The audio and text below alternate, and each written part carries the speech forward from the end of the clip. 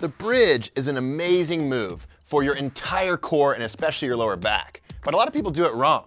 In fact, I'm doing it wrong right now. Can you tell what I'm doing wrong? Well, there's 3 things that I'm doing incorrectly that I always see people doing wrong. Number 1, when you do the bridge and you turn your palms towards the ground and shrug your shoulders up like this, well, you're putting your upper body in a bad posture position and you're activating the wrong muscles. So in order to fix that, before you bridge, what you gotta do is this. Turn your palms toward the sky, push your fingertips away from your ears, and the entire time, drive the backs of your hands into the ground. This is going to open the chest. You see how my chest is open like this rather than closed like this, which is gonna help improve posture and stabilize all the muscles around the spine, protecting your back and making sure that you strengthen your back and core and don't end up injuring yourself, right? So that's step number 1. Step number 2, and this is a big one, people will come up and they will extend through their lower back. You see how my lower back is really arched and my tailbone is still pointed down towards the ground?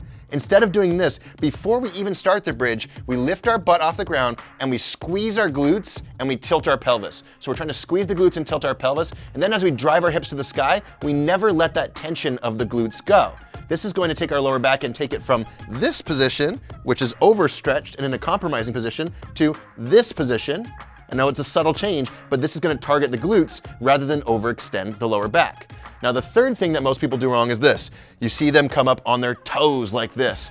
When you come up on your toes, it's a clear sign that you're pushing through your quads to hold and support the bridge. So if I'm up here and I'm pushing through my quads, I'm using all these muscles and I'm not using these muscles as much. So instead of pushing through your toes, drive into your heels and try not to push your heels forward like this. Instead, drive them straight down into the ground. What you'll feel when you're doing this right is that your glutes will activate significantly more as you lift your hips toward the sky, and it'll feel like a full lower body movement rather than just something that burns your quads out.